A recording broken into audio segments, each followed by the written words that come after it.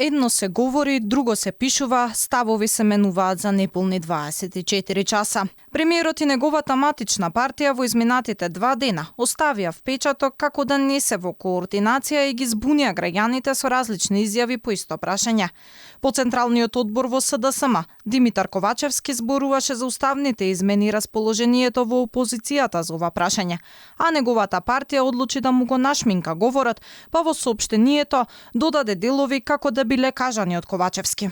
Или ВМРО ДПМН ќе се приклучи кон проевропскиот блок, цела како партија, за да утре не се срамат од одлуките кои што ги носеле во минатото, бидејќи не им е сеедно кога денеска им кажеме дека не го поддржале за членувањето во НАТО, дека не влегле кога се гласаше договорот Фронтекс, каде за прв пат имаме чист македонски јазик, заедно со сите други јазици на Европската Унија, одобрен од сите земји членки на Европската Унија,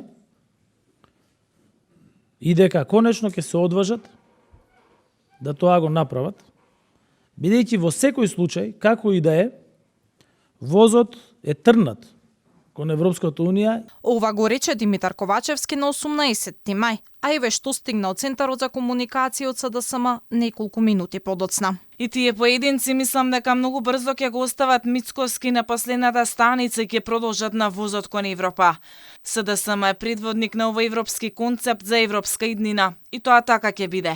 Или ВМРО ДПМН ќе се приклучи кон проевропскиот блок цела или во делови. Во секој случај, возот е тргнат и враќање назад нема.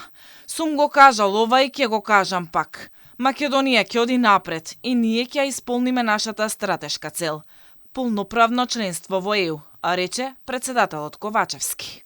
Премиерот во говорот после Централниот одбор испрати пораки дека во опозицијата имало пратеници кои биле за уставни измени, но не говореше како што стоеше напишано во соопштението. Јасно е дека во ВМРО ДПМН има поединци, можеби и пратеници, представници на раководството, кои не мислат исто како нивното лидерство и кои што искрено и од срце сакаат земјата да го продолжи патот кон Европската Унија. Како премиерот знае какво е расположението во опозицијата е нејасно со оглед на неговиот став, само еден ден подоцна дека тој никогаш не разговарал со никого. Јас никогаш во живот нити сум правил списоци, нити сум разговарал поединечно со некого да во нешто го убедувам. Јас секогаш моите ставови ги кажувам јавно.